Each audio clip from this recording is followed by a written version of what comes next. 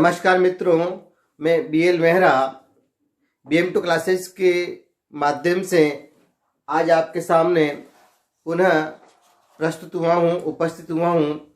मित्रों, आप सब ठीक होंगे, स्वस्थ होंगे और आपके लिए बहुत ही अच्छी खबर आ चुकी है। रीट की जो भर्ती है उसकी विज्ञप्ति जारी हो चुकी है। तो मित्रों, मैं आप सभी को बधाई देना चाहता हूँ और सभी को दिल से शुभकामनाएं देना चाहता हूं कि सभी लोग तैयारी में लग जाएं। निश्चित रूप से आपको सफलता मिलेगी और उस सफलता में जो है सहयोग करने के लिए ये BM2 क्लासेज आपके साथ हमेशा हर पल जुड़ी रहेगी। चाहे विषय हिंदी हो, चाहे विषय संस्कृत हो, चाहे पेडागोजी हो या फिर मनोविज्ञान में बाल विकास हो, कोई भी टॉपिक हो, सभी विषय इस क्लासेस के माध्यम से आपको पढ़ाए जाएंगे, जानकारी दी जाएगी। किस प्रकार से वर्तमान में प्रश्न पूछे जाते हैं उसकी सामान्य जानकारी भी आपको दी जाएगी। मित्रों, मैं आपको बता दूं, प्रश्न आजकल किताबों के पीछे जो छपे होते हैं वो नहीं आते हैं। प्रश्न ज़्यादातर व्यवहार बेस पे आते हैं, व्यवहारिक प्रश्न आते हैं। वो चाहे प्रश्न मनोविज्ञान में हो, चाहे प्रश्न किसी और विषय में हो, प्रश्नों में छात्र छात्रा की व्यवहारिक नॉलेज देखी जाती है। तो मित्रों, आज हमारा जो विषय है वो हिंदी है और उसके अंदर जो टॉपिक है हमारा वो भाषा व व्याकरण का सामान्य परिचय है। भाषा व व्याकरण का सामान्य परिचय पढ़ेंगे। ये जो बिंदु है, ये जो टॉपिक है, ये सभी कंपटीशन में आता है। ये आगामी भर्ती रीट में ये आपका पहला टॉपिक है। TGT, PGT यानी first grade, UP TET, SI और पटवारी, ग्राम सेवक, जितनी भी भर्तियां हैं मित्रों, सभी के अंदर ये आता है। तो इसके अंदर हम क्या क्या पढ़ेंगे और मैं आपको इसकी इतनी रिच जानकारी दे दूंगा कि आपको, मैं समझता हूँ, इससे बाहर प्रश्न नहीं जाएगा। ठीक है, तो इसके अंदर हम क्या क्या पढ़ेंगे। पहला इसमें पढ़ेंगे हम बिंदु, वो है भाषा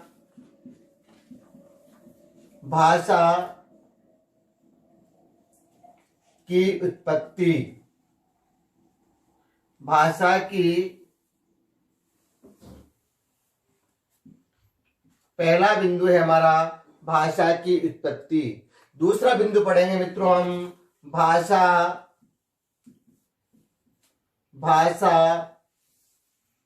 का अर्थ व परिभाषा। भाषा का अर्थ व परिभाषा हम पढ़ेंगे। फिर पढ़ेंगे हम भाषा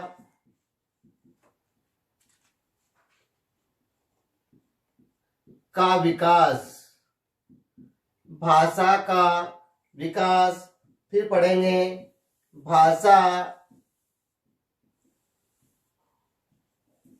की प्रकृति।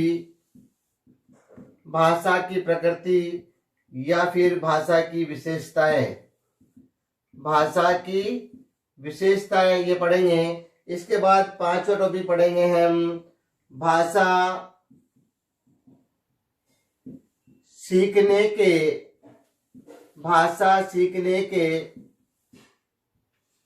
मनोवैज्ञानिक आधार।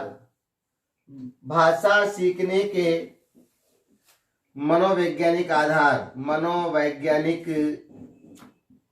भाषा सीखने के मनोवैज्ञानिक आधार ये हम पढ़ेंगे। फिर पढ़ेंगे भाषा के प्रकार और फिर लास्ट में पढ़ेंगे हम भाषा विकास के कौशल। भाषा विकास के कौशल, ये चीजें पढ़ेंगे स्टूडेंट्स। पहला टॉपिक हमारा, पहला बिंदु है भाषा की उत्पत्ति। भाषा की उत्पत्ति के बारे में हम चर्चा करेंगे। दूसरा, भाषा का अर्थ व परिभाषा क्या है उस पर हम चर्चा करेंगे। भाषा का विकास, वो उस पर हम संक्षिप्त चर्चा करेंगे। भाषा की प्रकृति विशेषताओं पे हम बात करेंगे। भाषा सीखने के मनोवैज्ञानिक आधार क्या क्या है वो बात करेंगे। भाषा के प्रकार और भाषा विकास के कौशल कौन कौन से हैं, इन सब पे हम आज बात करेंगे। सबसे पहले हमारा जो टॉपिक है भाषा की उत्पत्ति। भाषा की भाषा की उत्पत्ति, इस पर हम चर्चा करेंगे। भाषा की उत्पत्ति पर चर्चा करेंगे। तो देखिए भाषा की उत्पत्ति कैसे हुई। यहाँ देखिए लिखा हुआ है साफ साफ भाषा, ठीक है। तो ये भाषा जो है, ये भाषा, ये संस्कृत की भाषा जो शब्द है वो संस्कृत की भाष धातु से बना है। संस्कृत की भाष धातु से बना है भाषा। किससे बना है? संस्कृत की भाष धातु से बना है। भाष का अर्थ है मित्रों भाषण देना, भाषण देना, विचार व्यक्त करना, भाषण देना, विचार व्यक्त करना, भाषण देना, विचार व्यक्त करना, ठीक है। ये इसके अर्थ हैं, ठीक है। ये भाषा के अर्थ हैं, यानी संस्कृत की भाष धातु से बना है। इसका अर्थ है भाषण देना या विचार व्यक्त करना। अब देखिए जब भाषा की उत्पत्ति में भाष धातु आ रही है और उसका मीनिंग विचार व्यक्त करना निकल रहा है, तो फिर भाषा का अर्थ क्या हुआ? तो भाषा का अर्थ हमारे सामने वैसे ही साफ साफ स्पष्ट हो रहा, क्लियर हो रहा है, विचार व्यक्त करना।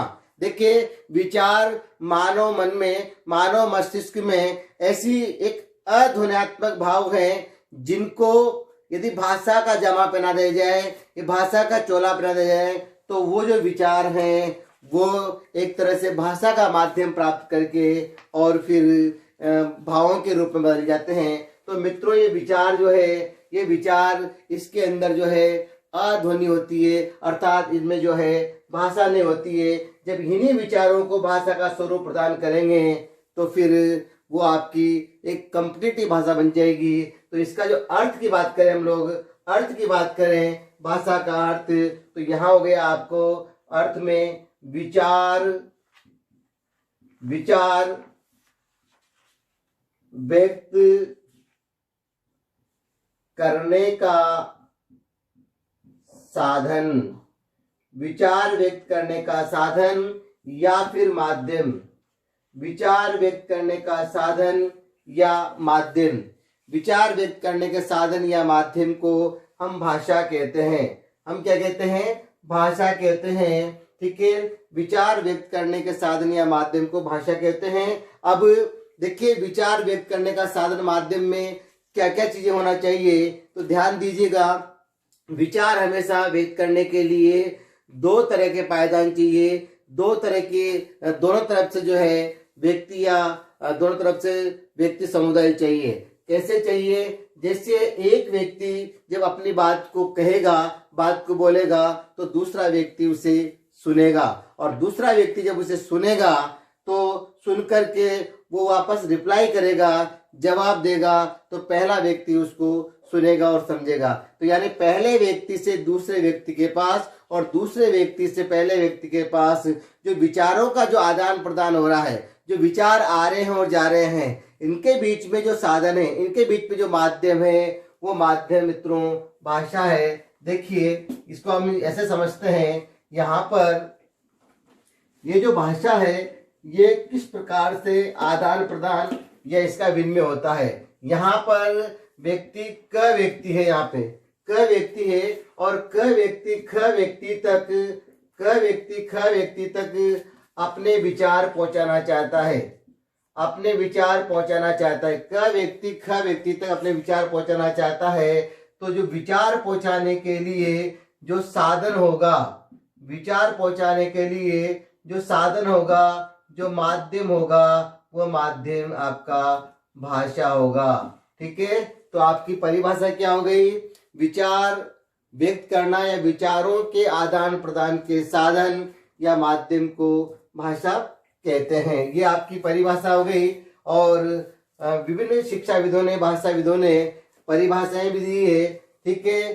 स्वीट ने कहा है, स्वीट ने, स्वीट की परिभाषा में आपको लिखा देता हूं। स्वीट ने क्या कहा है? स्वीट ने कहा है कि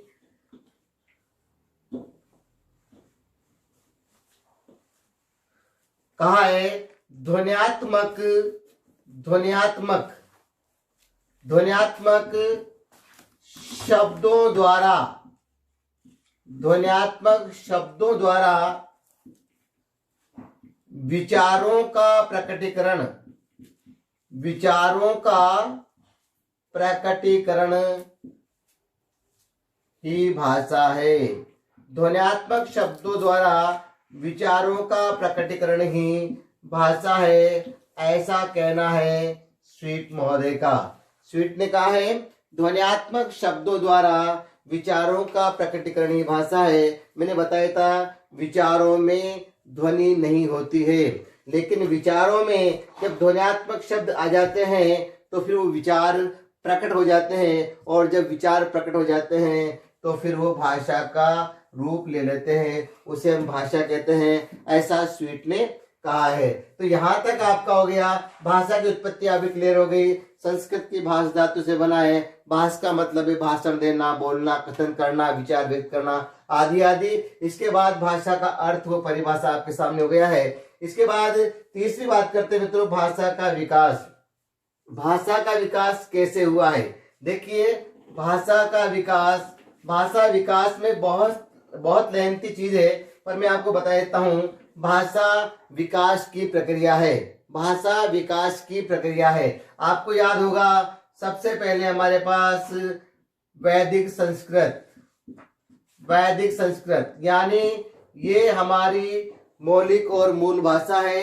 इस वैदिक संस्कृत से कुछ चेंज हुआ और ये हमारी जो आई लौकिक संस्कृत, लौकिक संस्कृत, ठीक है, लौकिक संस्कृत। और लौकिक संस्कृत से जो आगे बढ़ी रूप तो फिर ये चली गई पाली में, और पाली के बाद विकास हुआ तो फिर ये हो गई प्राकृत, प्राकृत, ठीक है। इसके बाद अपभ्रंश, अपभ्रंश, अपभ्रंश, अपभ्रंश से अवहट, अवहट, अपभ्रंश से अवहट, ठीक है। और ये अवहट ही वर्तमान हमारी हिंदी भाषा है, अवहट, है ना। और इसी से हमारे हिंदी भाषा का विकास हुआ है, हिंदी भाषा का विकास हुआ है।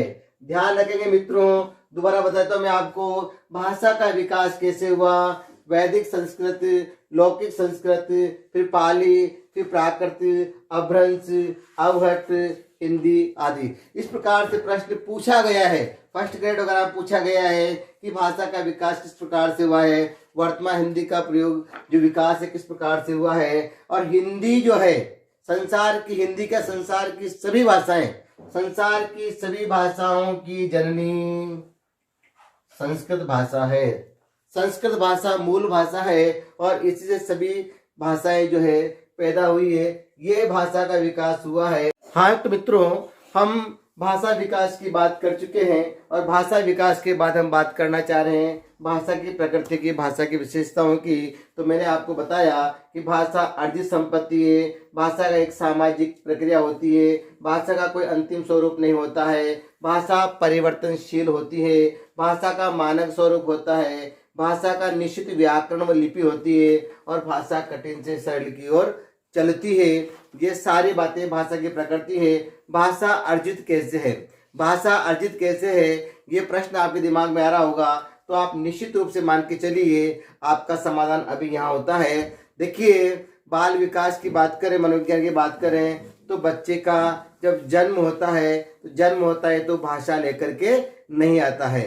जब वो जैसे ही परिवार के और समाज के वातावरण में, पर्यावरण में प्रवेश करता है तो धीरे धीरे धीरे धीरे माँ से, पिता से, परिवारजनों से, समाज के लोगों से वह वर्ण, शब्द आदि की जानकारी प्राप्त करता है। माँ कहना सीखता है, पापा कहना सीखता है, ठीक है, नाना कहना सीखता है, ठीक है, इस प्रकार दी कहना सीखता है।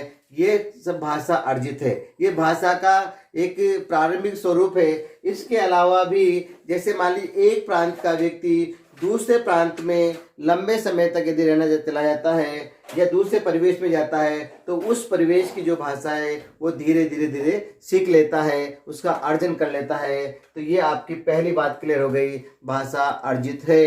इसके बाद दूसरी है भाषा एक सामाजिक प्रक्रिया है। अर्जन के साथ इस सामाजिक प्रक्रिया को भी आप समझ लीजिए। मानव एक सामाजिक प्राणी है और मानव एक सामाजिक प्राणी यानी वो समाज में रहता है। जब मानव समाज में रहता है तो समाज की सारी जो गतिविधियां हैं उससे वो एडॉप्ट करता है, उसे ग्रहण करता है। और उसमें एक चीज है भाषा। भाषा को भी वो समाज के लोगों में, समाज के संपर्क में आकर के सीखता है। ठीक है, ये जितनी भी नैतिकता की बातें हैं, जितने भी सदाचार हैं, जितने भी मानव मूल्य हैं, वैल्यूज हैं, वो सब बालक या व्यक्ति जो है समाज में तो सीखता है। इसलिए सामाजिक प्रक्रिया के माध्यम से भाषा को सीखता है। जिसके बाद आगे बढ़ते हैं, भाषा का कोई अंतिम स्वरूप नहीं होता। यदि भाषा का कोई अंतिम स्वरूप नहीं होता, इसका मतलब हुआ कि भाषा निरंतर बदलती रहती है, भाषा निरंतर आगे से आगे चलती रहती है, उसका रूप परिवेश बदलता रहता है। मैं बता दूं आपको, यदि भाषा का अंतिम स्वरूप होता तो भाषा, हिंदी भाषा की जो जननी है वो संस्कृत, तो आज भी संस्कृति होती, हिंदी का विकास नहीं होता, हिंदी का विकास नहीं होता। इसलिए ये मान के चलिए कि भाषा का जो स्वरूप है वो बदलता रहता है। ठीक है, इसके बाद बात करते हैं भाषा का जो है, भाषा परिवर्तनशील है, भाषा बदलती है, भाषा का परिवेश बदलता है। आप देखिए, कहा भी गया है कि जो है कदम कदम पर जो है भाषाएं चेंज होती है। ठीक है, कहा गया है कोस कोस में बदले पानी, चार कोस पर वाणी। ये सही बातें यूं ही नहीं है। इसका मतलब ये हुआ कि परिवेश क्षेत्र में, जैसे हम लोग हाड़ौती के लोग हैं, तो हाड़ौती के आसपास जितने भी जो क्षेत्र हैं, कोटा, बूंदी, बारां, झालावाड़, इनमें सब में हाड़ौती का जो है प्रभाव है, हाड़ौती बोली जाती है।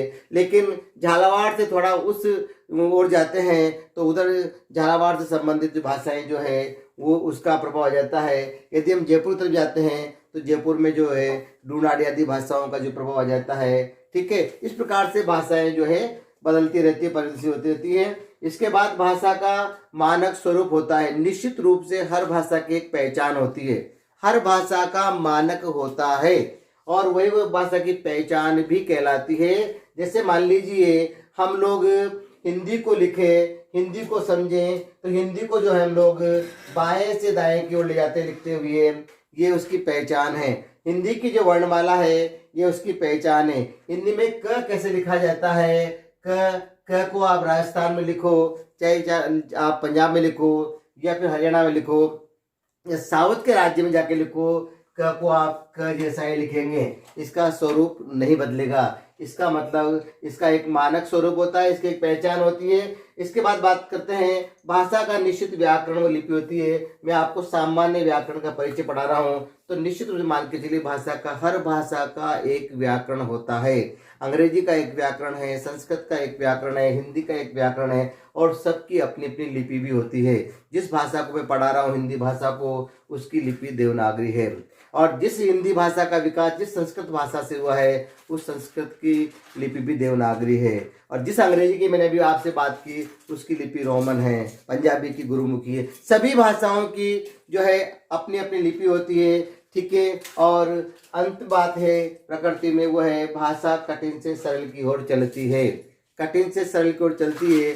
बच्चा जैसे परिवार में आता है, धीरे धीरे भाषा सीखता है, तो बच्चा जो है उसे सीखने में बड़ी मुश्किल होता है, वो बहुत मुश्किल से सीखता है और बहुत कठिनाई से वो सीख पाता है। जब वो सीख जाता है, जब वो माँ को माँ कहना सीख जाता है, तो उसके बाद फिर आगे धीरे धीरे परिवार में अन्य लोगों के नाम और उनके संबंध भी वो जानने लग जाता है। तो धीरे धीरे जब उसने माँ को पढ़ने में, माँ को सीखने में बालक को कठिनाई महसूस जरूर हुई, उसके बाद पिता कहने में, भैया कहने में, बहन कहने में, मित्र कहने में, चाचा कहने में, ताऊ कहने में, इसमें बालक को इतनी समस्याओं का सामना नहीं करना पड़ता, क्योंकि स्टार्टिंग उसकी भाषा की कठिन है, बाद में धीरे धीरे भाषा का ज्ञान बढ़ता है और बालक भाषा सीखता हुआ चला जाता है। ये भाषा की प्रकृति है। अब भाषा की प्रकृति के बाद बात करते हैं भाषा सीखने के मनोवैज्ञानिक आधार। भाषा सीखने के मनोवैज्ञानिक आधार, यानी भाषा कैसे सीखी जाए, कौन से ऐसे मनोवैज्ञानिक आधार है जिसके आधार पर हम भाषा को सीख सकते हैं। तो मित्रों, यहाँ तक कि आपकी सारी बात क्लियर हो गई होगी। मनोवैज्ञानिक आधार में है, देखिए, भाषा सीखने के मनोवैज्ञानिक, भाषा सीखने के मनोवैज्ञानिक मनोवैज्ञानिक आधार क्या है? भाषा सीखने के मनोवैज्ञानिक आधार क्या है? तो मनोवैज्ञानिक आधार 3 है, मैं आपको बता दूं। पहला है जिज्ञासा, जिज्ञासा, जिज्ञासा। दूसरा है मित्रों अनुकरण, दूसरा क्या है मित्रों? अनुकरण।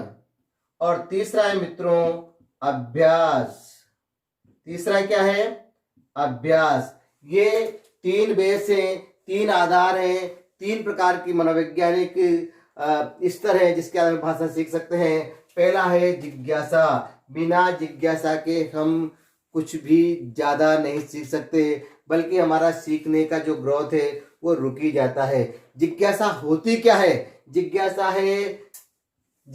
है किसी भी चीज को जानने की, किसी भी विषय को जानने की, किसी के बारे में जानने की जो मन की इच्छा होती है उसे जिज्ञासा कहते हैं। तो बालकों में जब बालक ये जानता है कि सामने जो स्त्री खड़ी हुई है ये मेरी माँ है, ठीक है, ये मेरी माँ है, ये यहाँ तक उसने जान लिया। उसके बाद दूसरी कोई स्त्री खड़ी हुई है या कोई दूसरा पुरुष खड़ा हुआ है, उसके साथ उस बालक का क्या संबंध है, इस चीज को बालक माँ के माध्यम से, परिवारजनों के माध्यम से जानना चाहेगा। और उस स्त्री के बारे में बताया जाएगा या किसी व्यक्ति के द्वारा बताया जाएगा कि ये जो सामने पुरुष खड़ा हुआ है ये तुम्हारे पिताश्री हैं, तुम्हारे पापा हैं।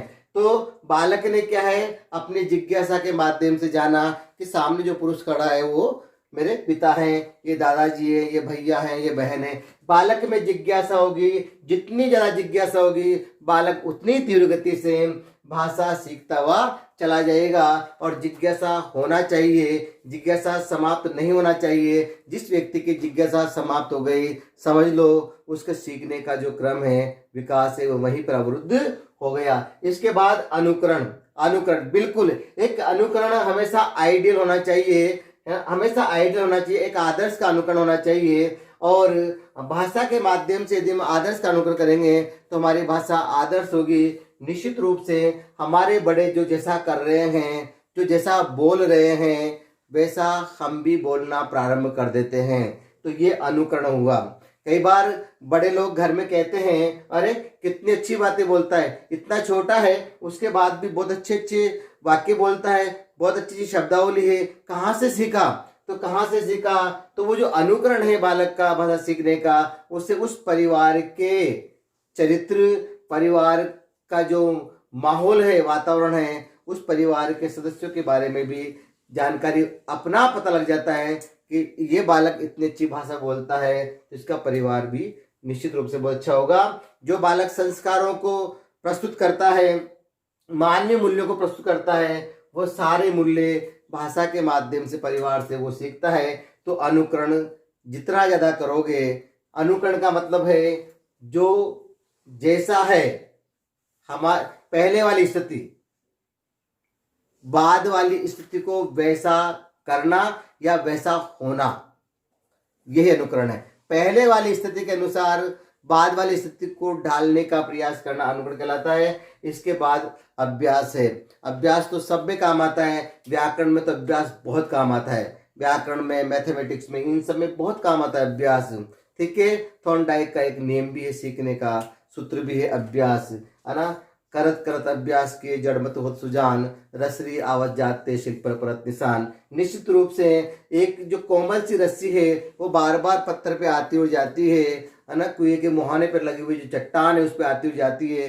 कठोर से कठोर चट्टान को भी वो रस्सी जो है उसमें निशान बना देती है, जबकि रस्सी कमजोर होती है और चट्टान बहुत कठोर हार्ड होती है। उसके बाद भी अभ्यास के माध्यम से तो बालक चाहे वो कुछ नहीं जानता हो या बहुत कम जानता हो, यदि वो बार बार अभ्यास करेगा तो निश्चित रूप से वो भाषा सीखेगा, अधिक से अधिक भाषा सीखेगा।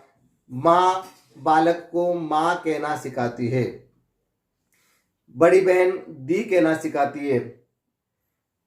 बच्चा एक बार में दी कहने में बड़ा मुश्किल होता है, माँ कहने में उसको बहुत मुश्किल होता है, पर एक समय ऐसा आता है कि वो बालक माँ भी बोलता है, बहुत फास्ट बोलता है, बार बार बोलता है, दी भी बोलता है, भैया भी बोलता है, पापा ही बोलता है। यस, तो हम लोग भाषा सीखने के जो मनोवैज्ञानिक आधार है, इस तरह उस पर चर्चा कर चुके हैं मित्रों। और हम बात कर रहे हैं अब भाषा के प्रकार। हम बात करेंगे भाषा के प्रकार। तो भाषा के प्रकार देखिए, भाषा 3 प्रकार की होती है। भाषा भाषा के प्रकार, भाषा के प्रकार। तो मित्रों, भाषा 3 प्रकार की होती है। मैं आपको बता देता हूँ भाषा के प्रकार। देखिए, पहली भाषा का प्रकार है वह है मौखिक भाषा।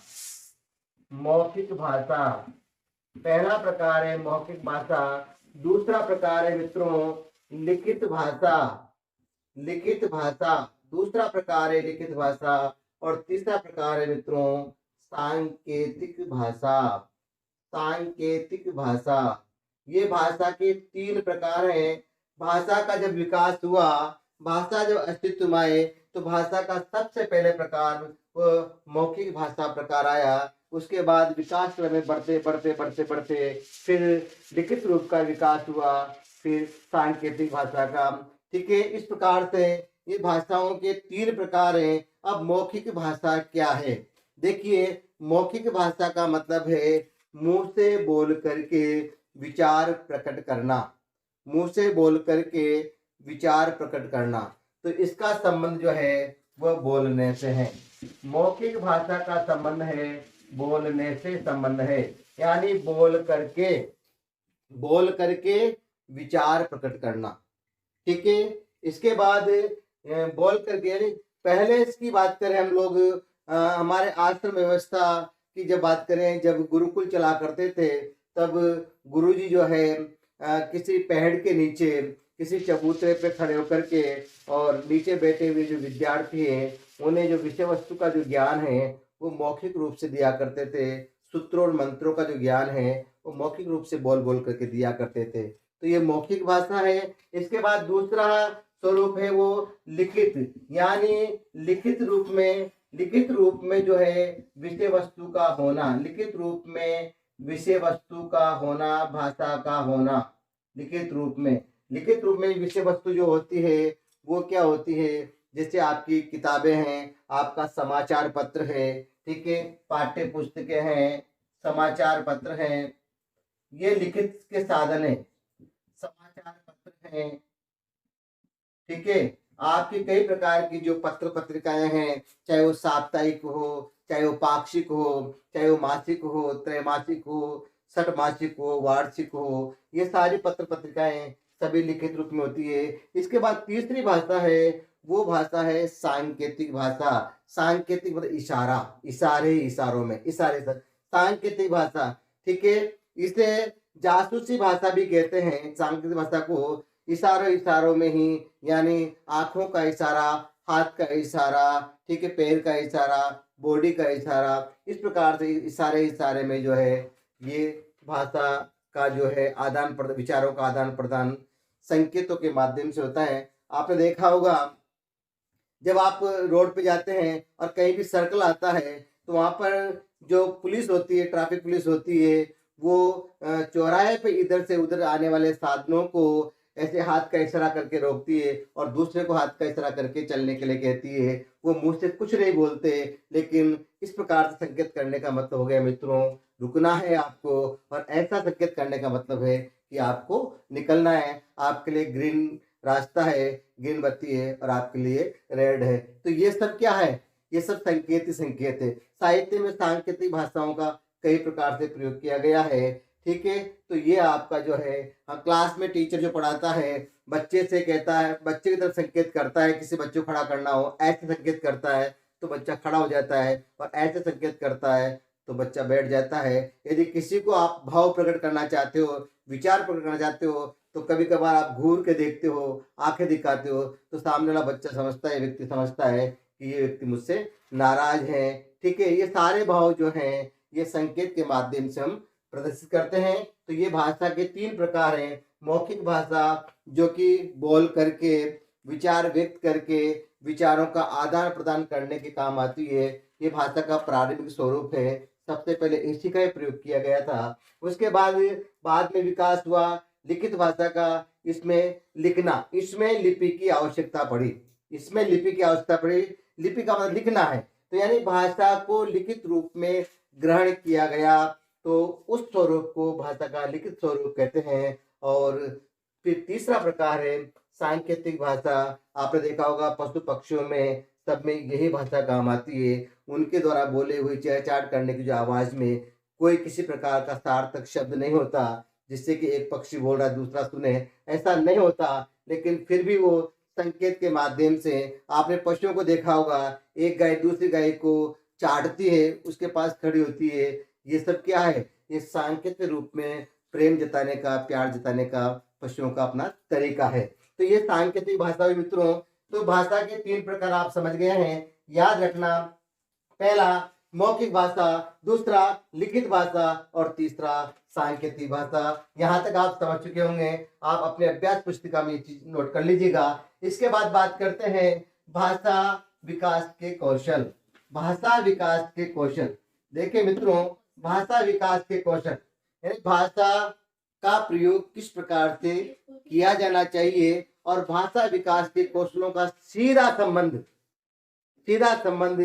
कक्षा शिक्षण से है। ये पैडागोजी का विषय वस्तु है। कक्षा शिक्षण से किस प्रकार से सिखाया जाना चाहिए, तो सबसे जब बच्चा पैदा होता है और वो जैसे ही अस्पताल में बेड पे आता है, तो जैसे ही उसे बेड का जो है कठोरपन उसे महसूस होता है या हाथों का स्पर्श महसूस होता है, तो बालक जो है, आपको याद है, सबसे पहले रोना शुरू करता है। तो रोने की जो प्रतिक्रिया वो व्यक्त कर रहा है, इसका मतलब न तो वो बोल रहा है, न वो लिख रहा है, वो कुछ नहीं कर रहा है, केवल वो जो है वातावरणीय उस बात को जो है सुन करके और रोने के रूप में जो है उसका रिप्लाई करता है। तो सबसे पहले जो है भाषा विकास में होता है सुनना। सबसे पहले श्रवण करता है बालक, क्या करता है, श्रवण करता है, ठीक है। इसके बाद जब बालक बड़ा होता है तो फिर परिवार के सदस्यों के साथ घुल मिल जाता है, शब्दों को वो जो है बोलना प्रारंभ करता है, यानी शब्दों का वो उच्चारण करना प्रारंभ करता है। जब ये करता है, बालक बड़ा होता है, 3 साल का, 4 साल का, 5 साल का बालक होता है, तो वो विद्यालय की ओर जाता है, विद्यालय में उसका प्रवेश होता है और फिर बालक जो है पढ़ना शुरू करता है बालक, ठीक है। और उसके बाद अंत में बालक जो है लिखना सीखता है अंत में बालक, ठीक है।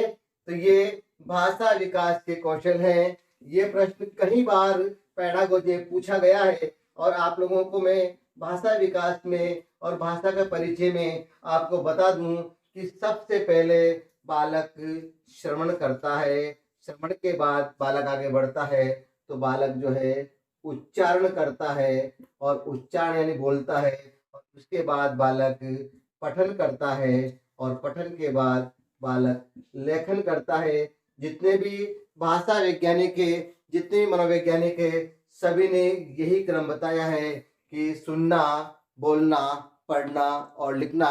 फ्रॉवेल जिसने किंडरगार्टन दिया, फ्रॉवेल जिसने बालगृह किंडरगार्टन बनाया और किंडरगार्टन के माध्यम से उसने खेल खेल में, जो खेल विधि के जनक भी हैं फ्रॉवेल, उन्होंने जो है बालकों को सिखाने के लिए यही सूत्र दिया। इसको हम अंग्रेजी में LSR और LSRW इस सूत्र के माध्यम से व्यक्त कर सकते हैं। आपको याद करने में आसानी रहेगी। LSRW लिसनिंग, स्पीकिंग, ठीक है, रीडिंग और अंत में राइटिंग। ये है भाषा विकास का। केवल एक ऐसी विदुषी हुई है जिसने ये कहा है और उसका नाम है मैडम मारिया मॉन्टेसरी। उसने इसको क्रॉस कर दिया है, उल्टा कर दिया है। उसने कहा है कि रीडिंग बाद में होना चाहिए, पहले लेखन होना चाहिए, बालक को लिखना सिखाया जाना चाहिए। तो ये तो जो है सूत्र, ये सूत्र तो है मित्रों फ्रॉवेल का, ये तो फ्रॉवेल का है। मनोविज्ञान की बात आ गई है। ये बाल विकास की बात आ गई है। फ्रॉवेल इस प्रकार से दिखाता है, लेकिन madam Maria Montessori, madam Maria Montessori Montessori वो कहती है कि बालक को जो है भाषा सिखाई जानी चाहिए। वो सबसे पहले श्रवण होना चाहिए, श्रवण के बाद फिर उच्चारण होना चाहिए, उच्चारण सिखाया जाना चाहिए, उच्चारण के बाद बालक को लेखन सिखाया जाना चाहिए, और लेखन के बाद जो है बालक को पठन सिखाया जाना चाहिए। इस प्रकार से वो लेखन पे ज़्यादा फोकस करती है, और बाकी सभी जो है मनोवैज्ञानिक हैं वो लेखन को सबसे बाद में रखना चाहते हैं। ये यहाँ से यहाँ तक की सारी जानकारी थी मित्रों। मैं समझता हूँ मेरे द्वारा पढ़ाया विषय वस्तु है आपको रीट में बहुत काम आएगा, और इससे संबंधित बहुत सारे प्रश्न बनेंगे। अगले वीडियो में इनको लेकर के मैं आपके सामने प्रश्न दूंगा। जय हिंद, जय भारत, धन्यवाद।